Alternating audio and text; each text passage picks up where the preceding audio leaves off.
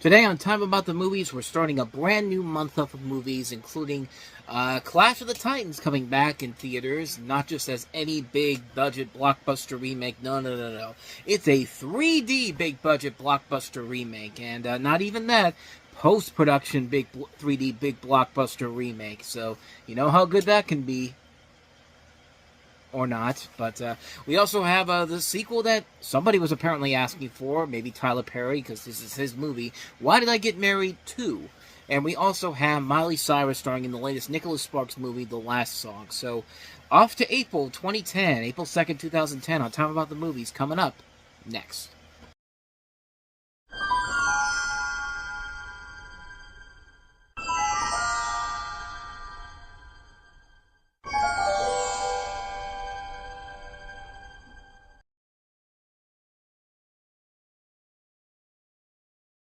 Welcome to Time About the Movies, and today we're taking a look at the first three films of April 2010, April 2nd to be exact, and we are starting off with the first installment of a new series that I like to call Post-Production 3D Hell. Just pretend there's like thunder and like a lightning mix in the background. I'll do it later on in post-production, but yeah, but this is definitely one of those movies that suffered mightily because of that. If you don't know what I'm talking about, post-production 3D or post-conversion 3D was a trend that happened because digital 3D was becoming the norm in the late 2000s, and especially the early part of the 2010s because of movies like the films we talked about before, stuff like B-Movie, Beowulf, Miley Cyrus, Hannah Montana, U2 3D, The Jonas Brothers, Monsters vs. Aliens, Up, and most notably, Avatar, Alice in Wonderland. These movies that were being... G-Force is another example. Movies that were using these 3D cameras to make the film feel like you're actually part of the 3D in general. And so other studios saw the successes of what Avatar and Alice in Wonderland were doing and basically said, we can do the same thing with our movie.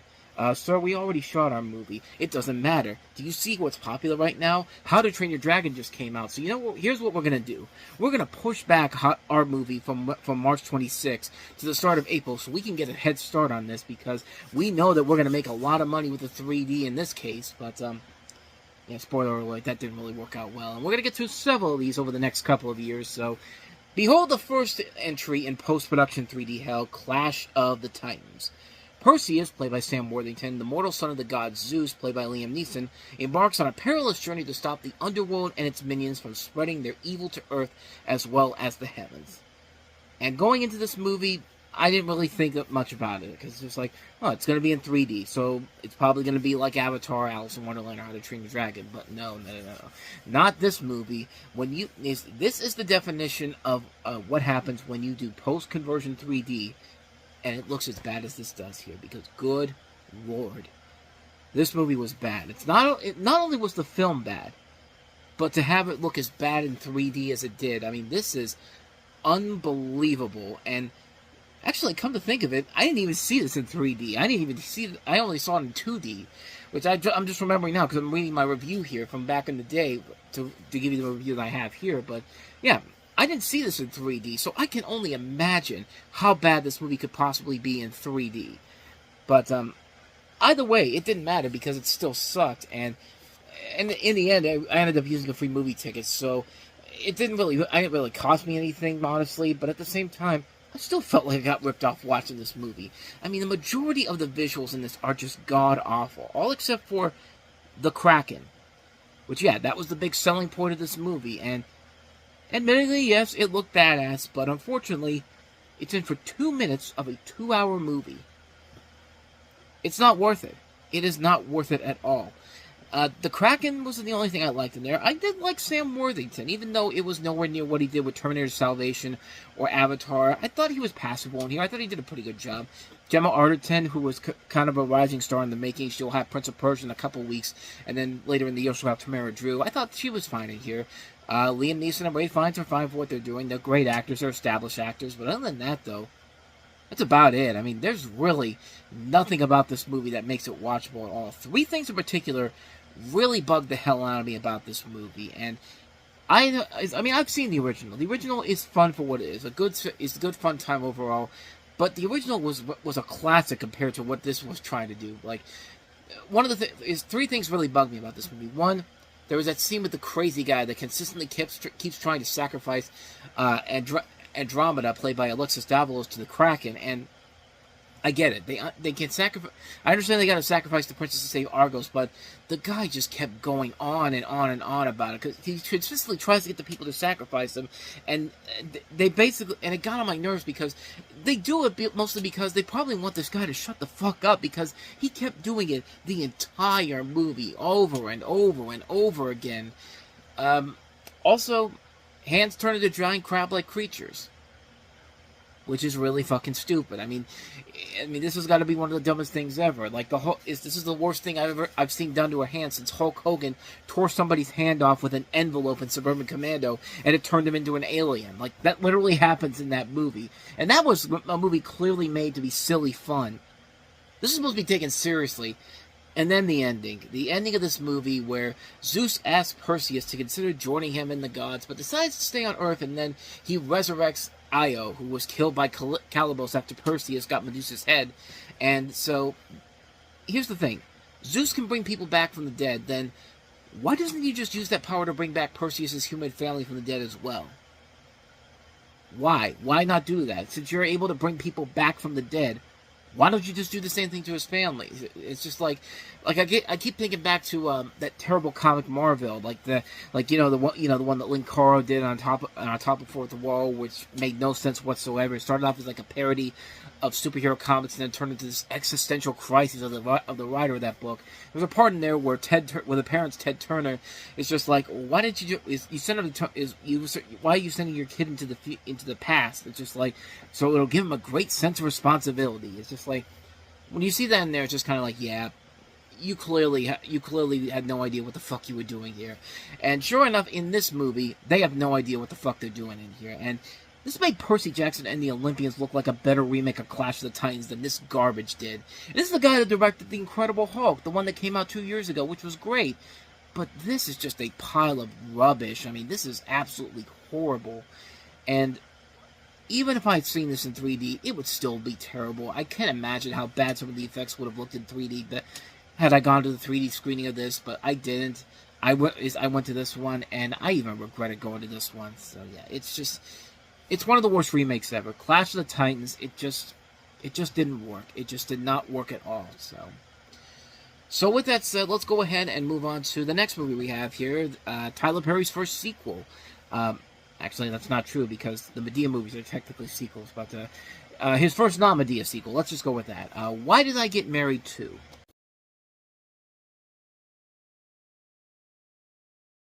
The reason why this movie has any kind of memorability, at least to me, was because I'll never forget a couple of years ago when I was sitting in a Red Robin in Monroeville. It was during March Madness, and there was they were playing one March Madness game on the TV on the left, and then on the right they were playing Why Did I Get Married Too? And sitting at the bar were these three old white guys who were just they were so enraptured by what they were seeing. And I've got the video right here to show you.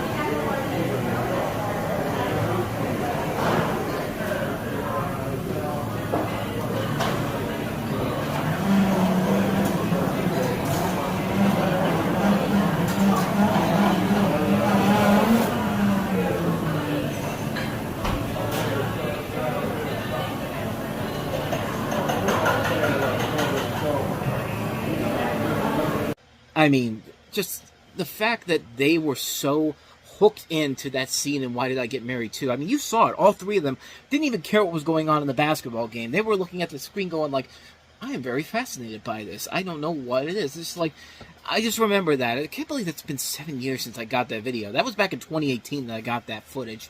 But, yeah, I just remember that while getting ready for this. But this is Why Did I Get Married Too? And it shares the interactions of four couples who undertake a week-long retreat to improve their relationship. So it's like the more serious version of Couples Retreat, which coincidentally Tasha Smith was in that movie too.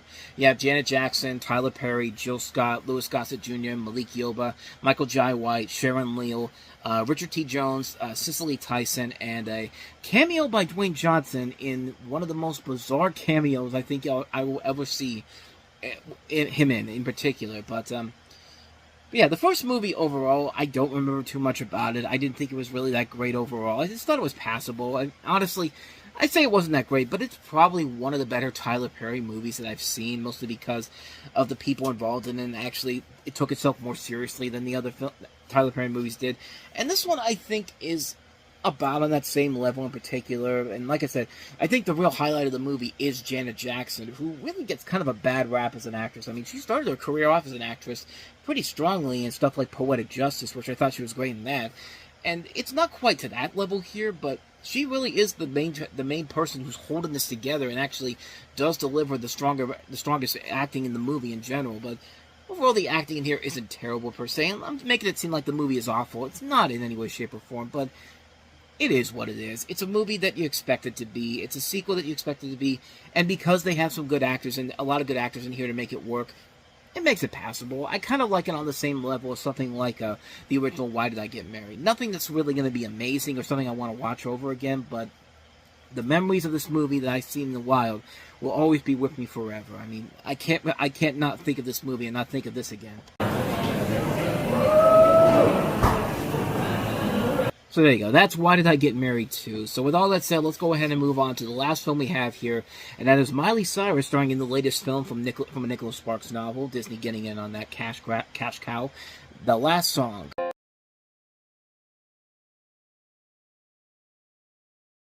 So yeah, when this movie came out, it got a bad rap, and most people thought Miley Cyrus was not the right person to be cast in this. I don't know. I mean, granted, I've never read the books that this is based off of, so I can't tell you for certain. But this is the last song, a story where you have a troubled teenager, played by Cyrus, reconnecting with her estranged father, Greg Kinnear, and falls in love during a summer in a quiet southern United States beach town with Chris Hemsworth's brother, Liam Hemsworth, many years before he would become more well-known with the Hunger Games movies. And I'm not going to say it's a great movie overall. I mean, it's pretty much a Nicholas Sparks movie. It's everything you expect from a movie by the guy who made The Notebook. I mean, it's basically Knights of Rodanthe again. It's Dear John again. You got two people who meet, they fall in love, they go through every situation you expect in a romantic drama like this. There's going to be that third act breakup, and then there's going to be something that happens at the end of it where they're either getting back together or there's a tragedy that happens. And yeah, it's not a great movie overall, but I don't think it's as terrible as people make it out to be. It's a passable movie, and Miley Cyrus really is not that bad in here. In fact, she's actually kind of doing a decent job in this role, despite me not knowing much about the character or the story in general. It's weird because the movie wasn't a flop. It made 4 times back its budget. Yeah, four times more than that. Like it cost $20 million to make. It brought back $89 million worldwide. Miley Cyrus's film career should not have died at this point, and yet for some reason, she just kind of went to direct-to-DVD hell for the longest period of time. Like, there were these movies that she was in that either did not get wide release, they didn't make, or they went straight to DVD, like LOL, So Undercover. She had a cameo in The Night Before, but then she kind of started making her way back with stuff like Guardians of the Galaxy Volume 2 and Drive-Away Dolls, but yeah, there was, for some reason, I guess she just focused solely on the music. Like, once she got out of the Disney contract, I guess she basically said, fuck it, I don't need to make any movies anymore. I'm going to go spend the rest of my career doing these concerts, which, hey, more power to her, because she's made certainly a lot more money than I'll ever see. But overall, yeah, the film itself is just fine. There's nothing really about it that's that bad or anything that terrible. I mean, I saw Remember Me. That's a movie that's an insulting romantic drama for teenagers. This it is what it is. It's passable.